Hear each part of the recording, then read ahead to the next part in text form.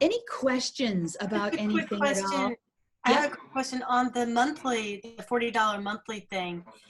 If we're not available on Wednesday evenings, so we can get the recordings, will be on YouTube anyway, I guess. Yeah. This is what I'm calling pay what you can learning. So I've had a couple of people say, well, I can't really contribute, so I'm not really coming. It's like, that's the whole point. Come if you can. And then like, if you guys, it's just all honor system. I'm not keeping track. I'm not even keeping track of, who's coming. I probably should, but I'm not. And Kathy, I think, I know I can do that. Okay. I went ahead and muted you, Kathy. I can unmute you if you want me to. So let's talk about tunnels, shall we? So you guys, I'm going to look at the chat, and if you, thanks. There's the link to the tunnel article. Oh, you guys rock. And we'll get that figured out. So you guys, if you want to type to me, I'm going to ask some questions this week, and I often ask questions, but I'm going to try to just ask yes or no questions, and then you guys can just quickly all type in yes or no, and it'll give me a way to communicate without switching the screens back and forth so much. So how many of you have ever pulled your dog off of a tunnel? So you can wave or you can type yes. Pulled your dog off of a tunnel in competition. That means you're running right at the tunnel and the dog pulls off. So just type yes if that's happened to you. So I've got 1, 2, 3.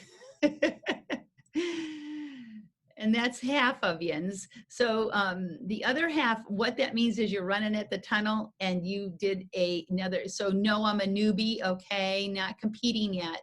Has it happened to you in practice? Newbie, good, you guys. I'm glad you newbies are here. And yes. So I'm going to explain why that happens when we get to that part in the article, but it's anybody that has competed, it's happened to. And I'm going to explain it in more detail than the article did why that happens. So is there anybody here whose dog has never been in a tunnel? And you could type yes or no. Your dog's never been in a tunnel. Okay, I've got 1 no. Dog's never been in a tunnel. Okay. Okay, good. And has anybody heard that if you let your young dog do the tunnel too much, you'll have a terrible nightmare on your hands? So you could type yes or no. You've been warned not to do too many tunnels. There's a yes and a yes, and a no and a no and a yes, and a no. Okay. So I wondered, I had an idea that might be kind of old-fashioned. We used to say not to teach the young dogs a tunnel, to save it for later because they would get too tunnel happy. And Kathy, I see your no as well. So that's kind of good because it is kind of old school, I think. I'm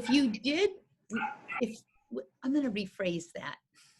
Because, you guys, stuff that's old ideas was all born for good reasons. And the reason that was born is because we didn't understand then what we know now. And we would let the dogs just take the tunnel. And sometimes we'd be standing still. And then we didn't put any control or directionals around the tunnel. So you would, more so than now, have dogs that if they were anywhere near a tunnel, and then they probably didn't have such great recalls trained. I mean, I think it's a perfect storm when you have what's called a tunnel sucker. So let me go to the article without further ado. I'm going to screen share. And I want to get rid of that. And I can still see my chat, and I can do that. All righty. A refusal, since I've got some newbies in the class, a refusal is when the dog is headed for something and he passes it and he crosses the plane of it and he has to come back, and I'll draw that on the board in a second. In the lower levels, it's not a problem. The dog can run a little bit by something and you can call him back and put him in, and it's not counted against you. But at the upper levels, there's no refusals allowed. The dog has to go directly from obstacle to obstacle. So in the upper levels, if you have any mistakes at all, you're out. You don't get the qualifying run. The judge deems you kaput. So refusals are the same as, they're disqualifying at the higher levels. So they're a big deal. So understanding what a refusal is important. So I've said many, many times that I believe that routine handling done in sequence and coursework can naturally undermine some of our training fundamentals. And newbies, don't let that scare you. For those of you that have been training a long time, it may even be confusing for you too. What I mean is that when we're handling and we're in sync with our dogs, you guys, I'm moving my hands as if you can see me instead of the screen. There's, for lack of a better word, a routine developing between the two of you. And we all know that dogs can anticipate routines. So all that happens is that the dog doesn't wait for you to get to the next cue. He anticipates it. And I think that anticipation is 90% of what I'm talking about. So we have to isolate. We talked a little bit about this last week about maintenance. So we have to isolate our cues in training to make sure that the dog still understands them in all ways, shapes, and form, if our general handling has led the dog to believe something else. So if that's a little bit complicated, just sit with it and trust me, it's the truth. So the tunnel suckers are dogs that suck into the tunnel when you don't want them to, and refusals I already explained. And then weak directional cues means they've either disintegrated, not being strengthened and maintained properly, or they were never really trained. People get really confused about how well directionals are understood by the dog, especially if they're using them in conjunction with physical cues, which we always do when we're handling sequence and coursework. So that's why I think tunnel maintenance and getting clear on the tunnels is, I'm sorry, I just looked at the chat and it distracted me. The link to the article sent me to, okay. Somebody else said that too. I think the wrong link got put on Facebook, and the correct link was definitely in the newsletter that went out over email. So sorry about that, guys. That's just a plain old everyday mistake. If you guys ever notice that the link is to an article we've already done, just let me know and we'll fix it. I sure hope that doesn't happen again. Okay, so what I'm advocating for is that this training I'm about to share with you is not just about teach your dog this and he'll know it forever.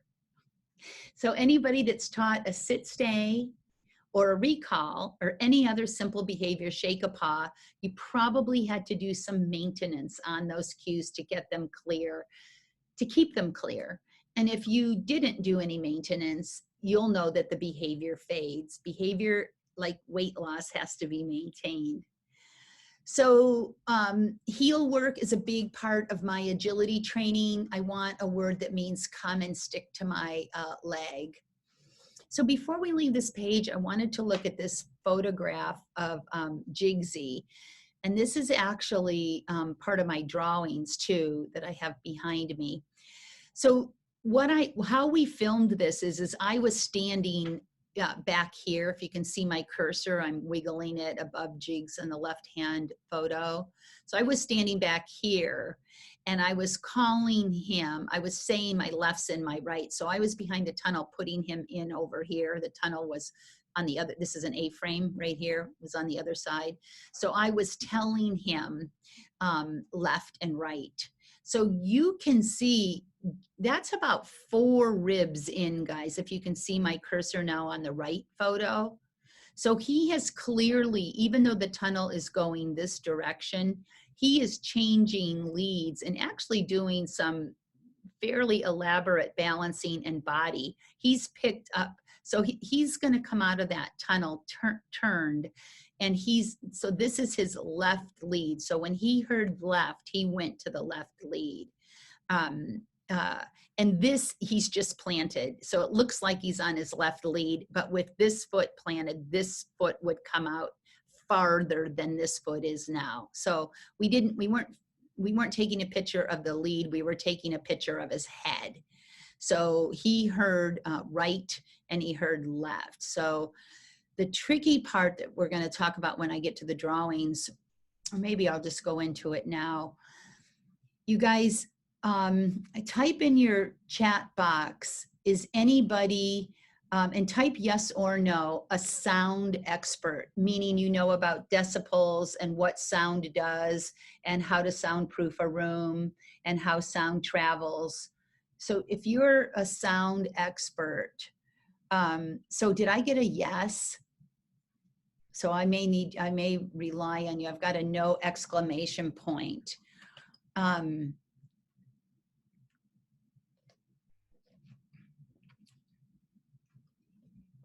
So when we get done and we have our discussion, I may call on you, Leela, to help me or verify or correct me if I'm wrong. So I learned a little bit about sound when I wanted to soundproof a building. And I read a lot. And there are limits, but I just want to read this. Okay, cool. Okay. So, yeah, sound for bands, Amy. Yeah, it counts. So I bet it counts a lot. So the reason I ask that about sound is when I was doing that research, you know how when you're researching on something online, you get way more information than you want, and you have to read a whole bunch of stuff that isn't what you wanted to get to what you wanted. And I found it interesting, and just like so many other things about my dog training, is I was reading something and I went, oh my gosh, my poor dog's in the tunnel. And it was about how sound bounces, what sound actually does. So I thought, here we've got this little animal and we're putting them in this cylinder and we're bending it. And then we could be anywhere. We could be on the left or the right, the front, behind. We could be anywhere. And they would be hearing us out of one ear or the other. And then the sound also might be bouncing. So what I'm advocating here is I think there's a chance that human beings don't know exactly what is happening to sound for a dog in a tunnel. And I also don't think we always know which one of our dog's ears work better. I know it seems like sometimes neither ear works very well, but when you take all this stuff into consideration, what I hope that it might do is give you great respect, patience, and understanding for what your dog's experience might be with turn cues that maybe aren't super trained, especially if it's a here and you're on one side of that curve and the dog has now navigated 2 turns and you don't know what ear you're in really, or maybe you started in one ear and he started to respond and you keep talking and you've now changed sides with the tunnel and now you're in his other ear. So this is the moral of the story, is be patient. And then this picture proves that you can cue from the tunnel with good training, and that the dogs can make a left hairpin turn out of a tunnel even when it's curved the other way. So I was talking before I interrupted myself about the command close, and my command close is a heel command. It means stick on my leg and don't take obstacles. Where folks go wrong with that is they'll say their close word until they get the dog to the obstacle that they want them to take, and there isn't a clean release from the close command to the now you're free to go command. They just sort of get the dog in the general direction, and the dog goes, oh, she's delivered me to this and now I can take it. And the thing about us as handlers is when we want it, when we're happy that the dog took the thing that we got close to, if it's on course. And if we actually wanted the dog to pass more than 1, 2, 3, 4, or however many things we just passed with them on our leg, and that we expect the dog to not take it. So what I'm saying is, if you say close, the dog technically should not take anything until you say, okay, jump, or okay, tunnel, or okay, pulls, or okay, scramble, or whatever your word is. So that you can, so that otherwise the dog is going to learn pass one thing, or when you get super close to it, take it. And that's easier to teach than to remember, unwantedly teach, than to remember that I've said close and you must be released. Okay, jump. Okay, tunnel. So, oh, and then don't fool yourself. I'm at this part of the article with my cursor, that running and walking are the same thing. So you guys, you may need to do some of these drills at varying rates of speed. You may need to walk at first and really play with distance. I would say if your dog fails, quote unquote fails, asks a question I like better 5 times, you're going to have to make it easier. So that stick to my leg cue is real handy in everyday life. It's a necessity for snooker. Snooker is a game played in a venue called USDAA. So don't worry if you don't know about snooker. But it is, you do have to be able to pass obstacles, and the more obstacles you can pass and the closer you can pass them, the higher the points you can get, because that's how the judge makes the strategy. All right, so if anybody has a question, type in the chat room that you do, and I will pause for a second. So you could type I do, or you could type no, no, no, or yes, yes, yes. I'm trying to keep you guys awake by making you type.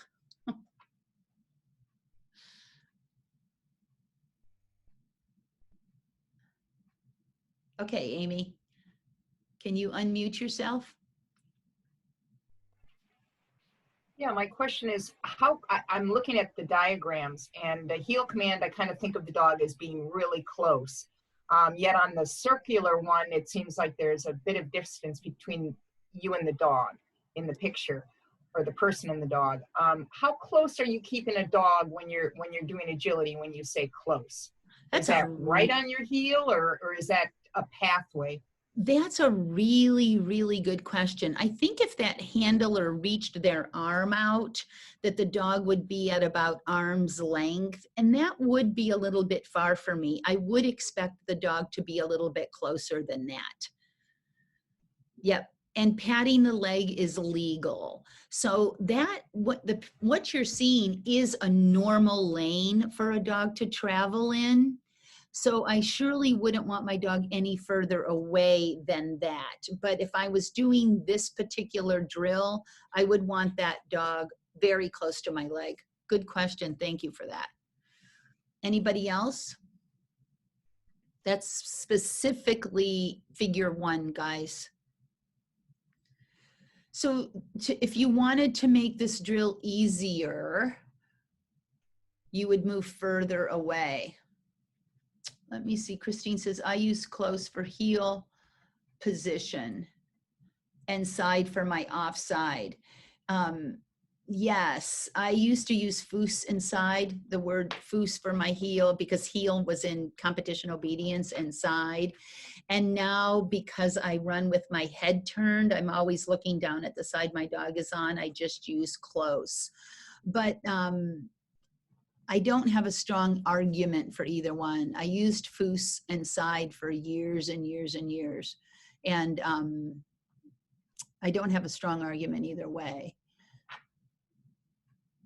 The difference between close and heel is just, I mean, you could use any word you wanted. You could use blue, or you could use red.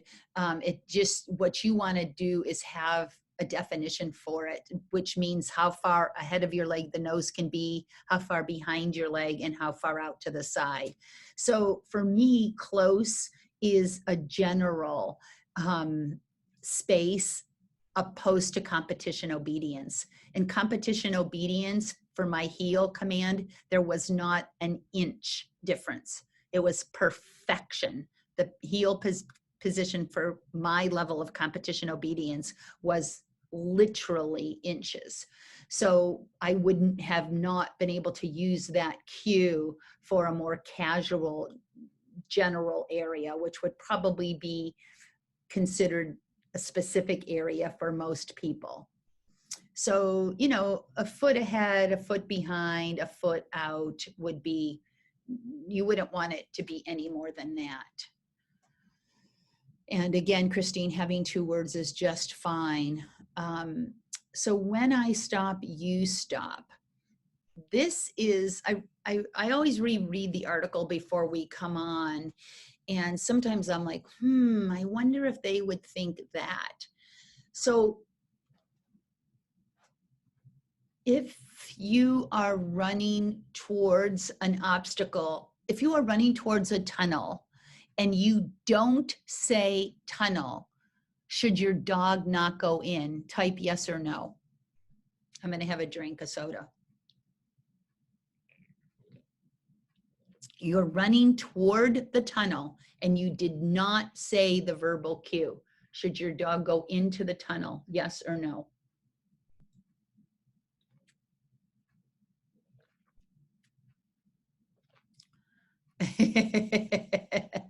I got a yes and a no and a yes. Hand signals, you guys are thinking good. The dog, my dog would. Yikes. Yes, unless you stop. Oh, I do trick questions, Amy.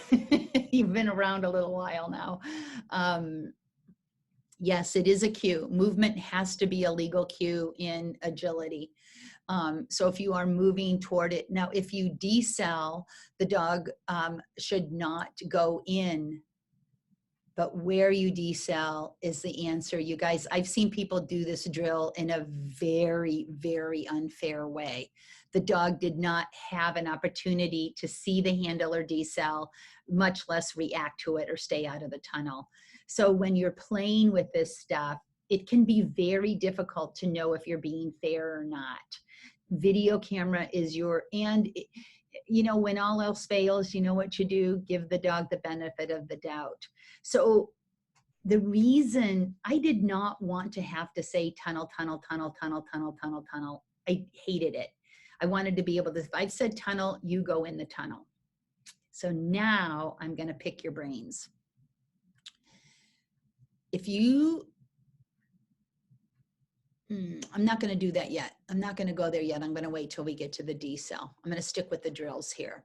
So when I stop, you stop. You guys, you must be ahead of the dog or at least at the dog's nose. You cannot be at the dog's rib cage and do this when I stop, you stop. It must be fair, okay?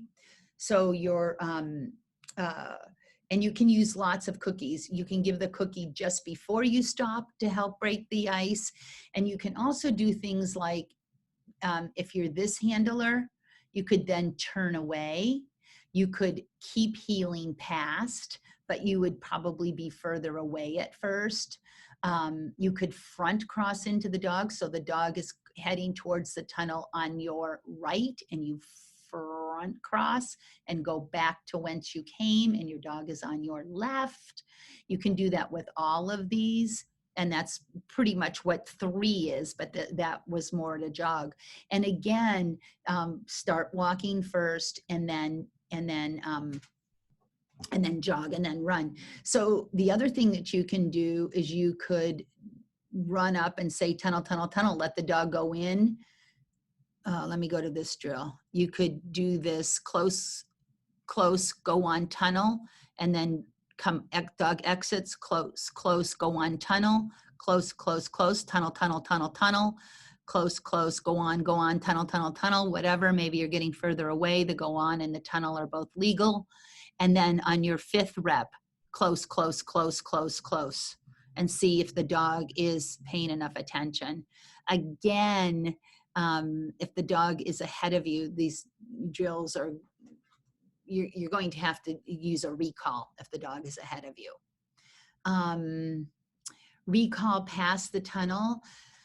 And this is just for squirrely dogs that'll nick off and take stuff on a recall. This would not be hard for some dogs. I'll tell you what though, if it is hard for your dog, do it a lot, because you've got the dog that's going to need to see it.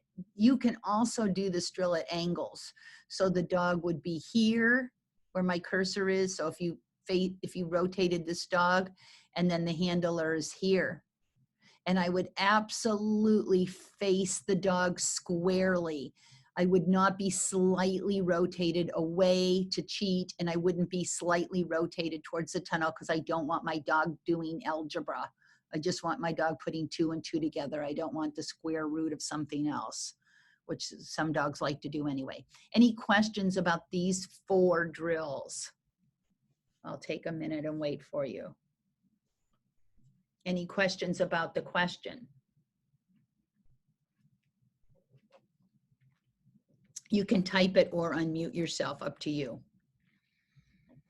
I realized I did some learning about online teaching, and some folks are more comfortable typing questions. So I'm easy with either one. It's not an either or for me. All right. And then when I ask you, if I get a couple of no's, I know you're just speaking for yourself if you type no. And you guys, you can go back if something like, because my training is so detailed, it's what I do. You know, there's lots of times where I'll go home at night and I'll think, you know what, somebody should have asked me because I said this and I said that later, and I know why I did, and I can always explain it. Sometimes I forget things, but I can always explain it to you. So don't ever hesitate to say, wait a minute, this sounds like a contradiction, because of the level of detail. Sometimes it does seem like it. So this just freezing thing, we had class today and yesterday at my place, and we worked on this a little bit. If my dogs miss a cue, I don't steal the cue away. What I mean by that is I don't, as soon as as the instant the mistake happens, I don't change position. I hold that cue, and I just look down where I expected the dog to be.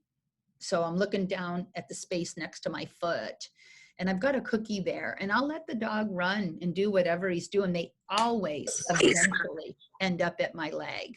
And if I don't pay them, I'll show them the cookie. I'll do a look what you missed here. Not scolding them at all. I'm like, there was a cookie, pal. And I'll do the same cue. If they miss it, the cookie will be where he would have gotten it had he picked up the cue. And it really gets my dog going, whoa, I'm missing out here. If she's like that and she's there, she, does this with that, it lets the dog start to put the puzzle together themselves. So, and you guys, the inflection of the "you missed this." So here's wrong. You missed this. What are you doing? I'm sick and tired of you. You wouldn't say you're sick and tired, but you'd have that inflection. Blech. And then there's, oh, whoopsie-doo, you missed this, baby.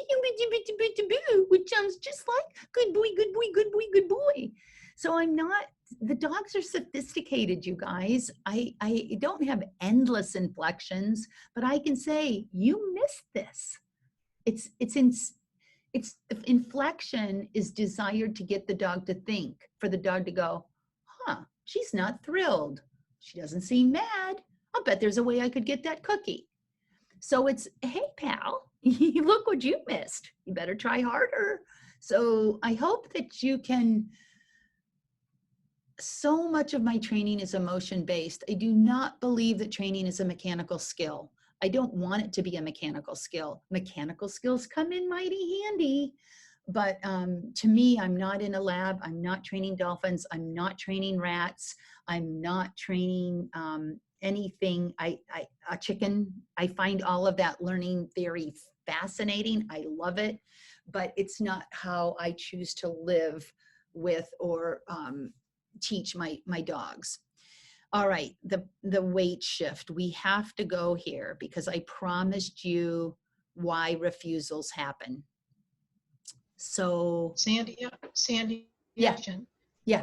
What if your dog is not food motivated? Well, if your dog is not, is he toy motivated? Oh yeah, he'll throw a ball and he'll go for it every time. He's ball obsessed. I don't really care for food. Is Then what do he you do? neutered? No. Okay. The next time he doesn't eat, get him neutered and that'll fix him. A lot of unneutered males have no food drive. They have sex drive. So that's why I Well, asked. I'm not providing Okay, that. not on the table, literally. Okay. Use the toy. Use a toy and be clever about it. So what I'll do is I'll produce it. So like I'm getting off topic here a little bit, but when I front cross, if I'm teaching a lead out pivot and there's a trap jump behind me, and I want the dog to learn when I turn, you turn. I say when my hip rotates, my hip vomits toys and food. So you can put that ball, as you rotate, you can put that ball down the side of your leg. And as he comes, pick it back up and said, yeah, this is where you get this right here, pal. So withholding your ball is the same as withholding the food. Does that help? We'll see. I'll try it. We'll see. I'll tell you something else that folks that want to use food in training that have dogs that don't is withholding a meal or two and having, steak. So a lot of dogs that won't work for food, if they missed a meal, will work for steak. So there's, that's another option, or whatever, steak or whatever. Salmon is a good one. Difficult to not have it fall apart though. So want to talk, you guys, some of you didn't get the article because we had the link wrong. And I think that I want to demo this a little bit. So I am going to stop sharing and I'm going to stand up, and you really only need to see the top half of my body. So I'm standing straight up, yes? And now I've got 1 foot forward. So if my feet are together and I'm nice and tall, and then I put 1 foot forward, that little tiny bit of weight shift makes me go like that. So then I can go like this or this or this or this or this or this, and I could get to where I had my full weight forward. Now there's a difference between my elbow being bent and my weight slightly forward to me really having all this forward motion hinging at the hips. So I'm going to go back to straight. And then there's leaning back. So I could lean back a tiny bit or a whole bunch or a whole bunch. You guys, when people change direction in agility, I think of baseball players and bowlers. So your bowlers can go forward for as long as they want and then come up. Your baseball players are often leaning back. So a lot of handlers, I call baseball players, they'll tell the dog to go forward, but they lean back, they weight shift back in order to change directions. And I've taught myself to have my weight forward as long as I want and then change directions. So the experiment that I did with Quilly Bear that I wrote about blew me away because she was already a world champion. And I was noticing how dogs would pull off tunnels with subtle, subtle, subtle weight shifts. And Quill was a Jack Russell. She loved tunnels. And I did that experiment where I had this big open room in a tunnel and I was just slingshotting her. She was having the time of her life. And I played with repeating the word tunnel, tunnel, tunnel, tunnel, combined with and omitted from different weight shifts. And I figured that if I weight shifted back, there was a chance she wouldn't go in the tunnel. It was so much more drastic than that. If I was straight, she wouldn't go in. And if I started to lean back, didn't even make it, that was enough. And I was behind her, you guys, way far behind her. So the peripheral vision of the breeds varies. And what they will pick up behind them is difficult to know. And the situations that they'll pick stuff up behind them is difficult to know. So the moral of the story is, when your dog pulls off a tunnel, it was your fault for sure. Now, I do train my current dogs with a strong verbal tunnel, tunnel, tunnel, tunnel, and I do play with that weight shifting in case I'm less than perfect in the trial. But in trial, my mental brain is saying, keep your weight forward, keep your weight forward, keep your weight forward, take no chances. Because what you want to think of is, I used to say, boy, howdy, if I said tunnel, you shouldn't care what I do. You were told tunnel.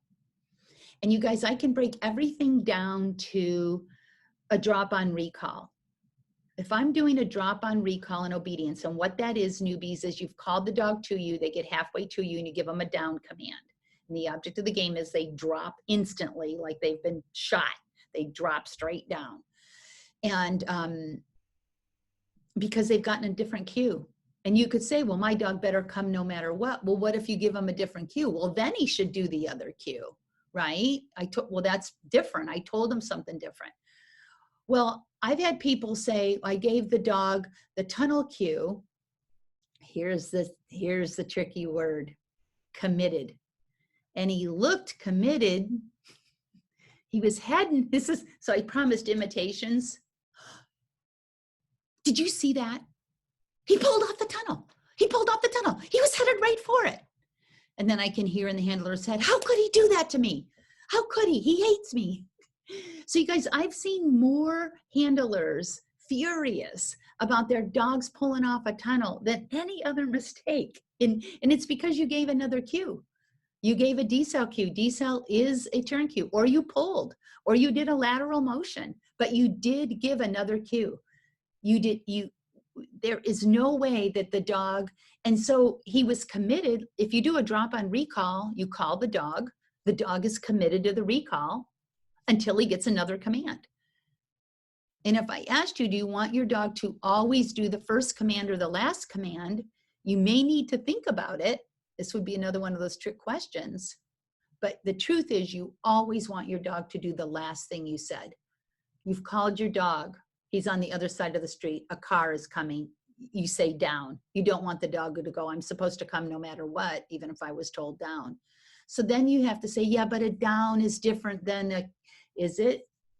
In agility, can you have your pull cues not matter sometimes? Can you have your lateral motion cues not matter sometimes? Do you really want to live in a world where you say decel doesn't matter sometimes? If you're training an animal, I don't know how we can ever expect them to learn that some cues matter and some cues don't. Some cues matter when I'm energetic, but if I'm tired, they don't matter. Because then you're asking the dog to fill in the blank of when she means it. When you are running to the tunnel, if you are running to the tunnel and run out of real estate and then pass the tunnel before the dog goes into the tunnel, we're going to talk about that. If I think I got it right. If you are running to the tunnel, run out of real estate. Running out of real estate is a real handicap. It's a real handicap. If you pass the tunnel before the dog goes in, you must stay on the other side and have the dog turn the other way. And I'll show you that. Let's go back to screen sharing.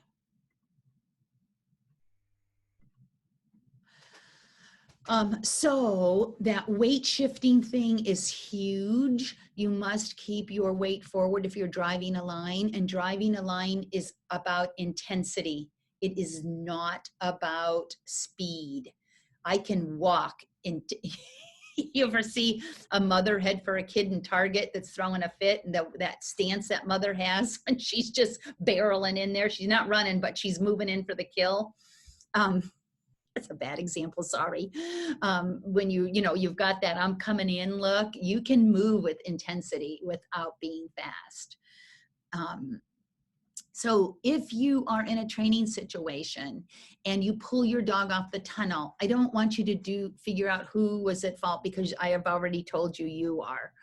I don't want you to do the math on what you did. I don't want you to stop or pass go or collect $200. I want you to get that dog in that tunnel. I don't care what angle you're on. I don't even care if it's the other end of the tunnel. I said tunnel, and when you hear tunnel, you look for a tunnel. And at this point, I'm going to stop, and I'm going to stop sharing again. Sorry, I should have done this before. So can you see my board? Let me push it up a little bit. Yes. Can you see it? Is that better? Yep. See it. Okay. So you guys, this is all of the tunnels. So if you've trained your dog that this thing here looks like is a tunnel, it's got 2 holes and it looks like that. Straight tunnels. Do you know how many times I've seen dogs run past a straight tunnel and the owner is like, I can't believe he did that. It was right there. Well, that thing, that number 2 does not look like this number 5. And this thing up here, sure as heck doesn't look like any of these things. I call this the caterpillar from the backside. At the end of the article, I talk about the caterpillar, and then I never really say it's the backside of the tunnel. So, and then look at this thing. It looks like, who's going to fit in that hole? And it just ends. I'm going to hit my head on a house. So anytime your dog doesn't go into a tunnel, please be respectful of what they're seeing. Please, you have to teach all this, you guys. You have to teach that this thing straight on. Think of how high your dog is. You're looking at it from a bird's eye view. Your little dog is looking like that. You have to teach that this thing is a tunnel, and you have to teach that this thing is a tunnel, and that this thing is a tunnel. It's just the dog is coming directly at the side. They can't tell. You have to teach them that this thing is a tunnel and that this thing is a tunnel. That's a little tiny dog. That's all he sees. Get down on your hands and knees sometimes and check all these things out. You know I have. So teaching the dog what all these things are, they just all happen to be called a tunnel. This is a tunnel that's bent under a dog walk. This is a tunnel that's just bent, and the dog is approaching it from this way. Okay, this is the one the dogs see the most. Most of the time we get 2 holes. So this 2-hole thing that looks like it's attached, this is the view most dogs get. But anytime you see a straight tunnel and the dog has the judge has the dog approaching straight, and we go, oh, look how easy. And then you'll see dog after dog run past that ring. So don't underestimate this. It's just you. I'm asking you to be kind and gentle with any time your dog doesn't go in a tunnel. He ain't out to get you. I'm going to go back to screen sharing.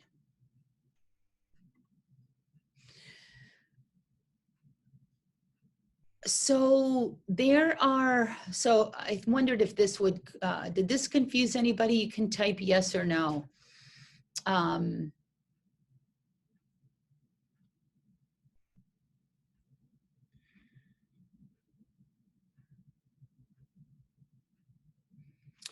Well, I'm not there yet, so I'm not going to ask you the question.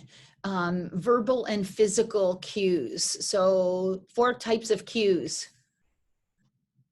What are they? Physical, verbal, obstacle, directional. So you're going to use all of them in your tunnels. So here are the tips for getting the entrance. Set the line as many obstacles ahead as I can. And I will say tunnel and obstacle before, but I do want to set the line to the correct end as quick as I can. Drive hard, I already talked about that. Wait forward with intensity. I always know if my arm should be up or down. If I'm asking the dog to travel in a different lane from me, my arm would be up. If I'm behind, I'm just running. So the decel cue is a physical cue, and we've talked pretty much about that. And you guys, if you decel too soon, your dog might not go in the tunnel, but decelling just at the right time can get your dog to turn tight back to you when he exits. So this is something I would not try in competition. It's something that you would train yourself. That timing is tricky. But if you've taught your dog, if he's hearing the word tunnel, tunnel, tunnel, and to go in no matter what, showing them a little bit of decel at the last second is a great way to get a tight turn. So again, if you do it too soon, it could pull them off.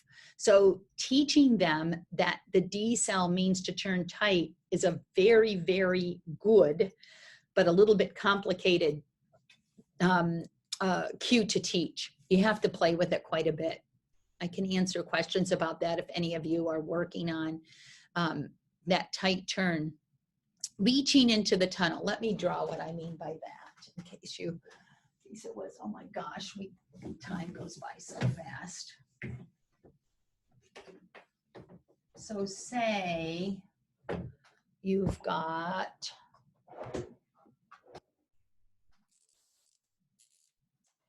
say your tunnel is like this, and you've cued your Sandy, dog. you're still Oh, thanks. Thanks. Thank you. Can you see me now? Yes. Thanks. Thank you. So No, I don't see you. Somebody, Christine, is in the main screen right now. There you are. If I'm talking, I'll talk, and then you'll have me. You got me? Yes. Okay. So if you are running past this tunnel and you've cued your dog to come in from back here, so your dog is going in and you're running past, you can literally show your hand if you're running this way, and it'll help your dog turn tight. And this is, and even if you've sent in this way, guys, this is irrelevant. But if you can be past the tunnel when your dog, don't get hurt. This is not a daredevil thing. So I would only be doing this if I could. And it's literally just you wave as you go by. You stick your hand in the tunnel, and if your dog sees it, he's going to turn nice and tight with you. So that's what that cue meant. And that's one thing that you really don't have to train. I've not seen a dog not be affected by it if the handler did it. But don't take chances of breaking your dog's neck or getting knocked down. And then this is, you guys, this is what we were talking about the being blindfolded and the sound bouncing around and what it must be like for them. So I talked about giving the dog, I want to look at these diagrams with you. I talked about giving the dog the cue on how to exit as he went in. And I wondered if that confused anybody. And I'll answer your question in just a second, Karen. That was not a typo. As the dog's nose is disappearing, I am then telling him what to do on exit. So that might be go jump. It might be look for me. If I want him to look for me, I'm going to say his name. So I know when he goes in, if I want him to turn, if I want him to go straight, if I want him to look for me, or if I want him to look for an obstacle or any one of those things. So I could say here jump, tux, tux, tux would mean find me. That's his name. Go on scramble means don't turn, bolt out of the tunnel straight and look for a contact obstacle.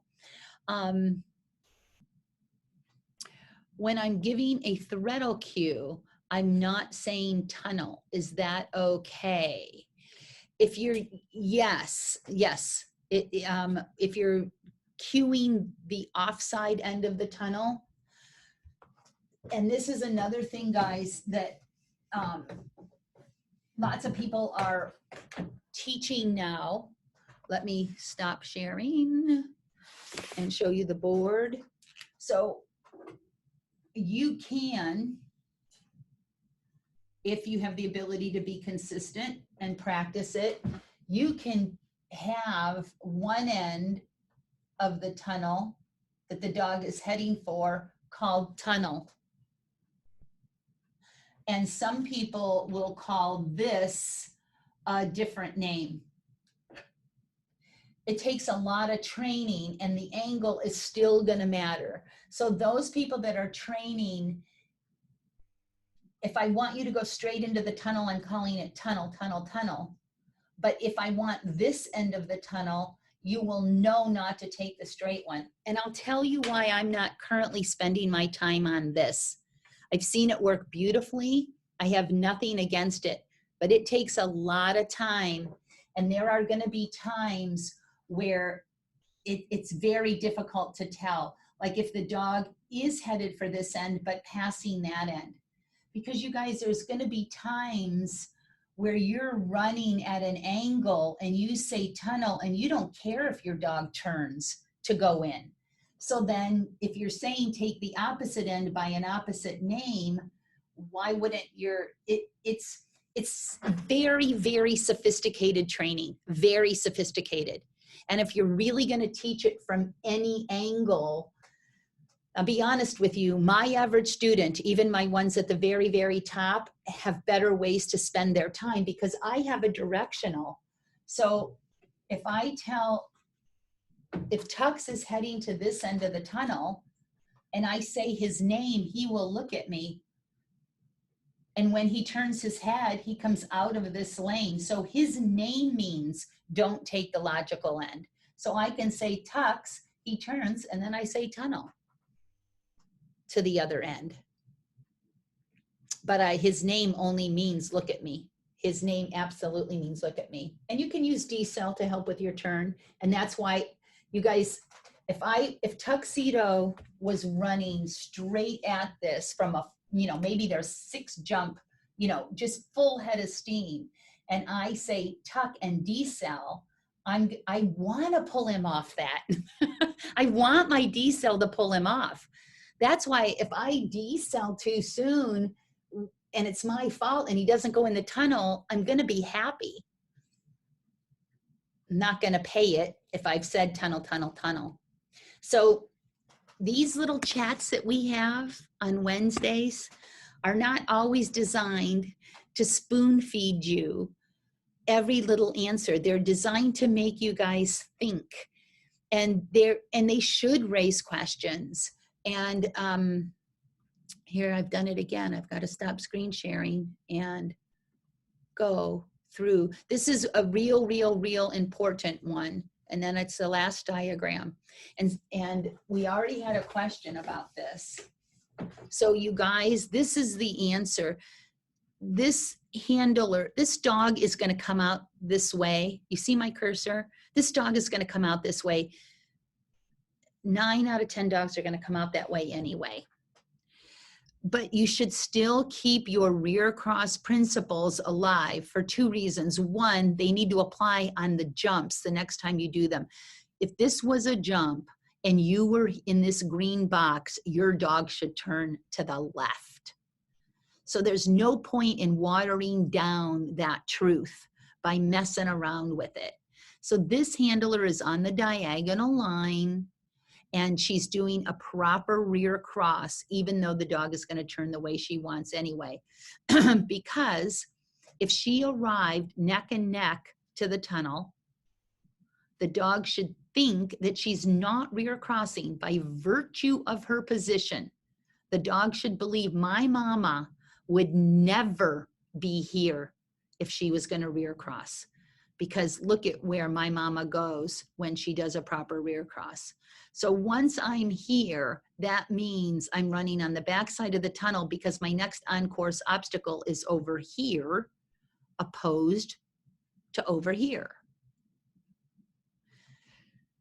Now, other systems will say, this is the refusal line for the tunnel, that the dog should not be held accountable for that until the handler has actually passed the tunnel entrance. So you guys, if you don't plan your real estate well and you end up past that hole, please do me a favor and your dog and reward your dog for turning the correct way. I don't care if he's on course. It's just like if you tell him down when you meant sit, you wouldn't correct them for downing. They did what you said. And boy, if somebody told you to correct them, you'd argue with them. Yet we make our dogs wrong all the time in agility when they don't go the way the little numbers were and they go the way we told them to. It's a little bit of a pet peeve of mine. So mind your manners on your rear crosses. Once you've gotten here, you are not going to rear cross. You're going to say, whoops, I'll have to try again, and you're going to run this way. So this is what this handler planned the real estate way back here, 3-4 obstacles ahead.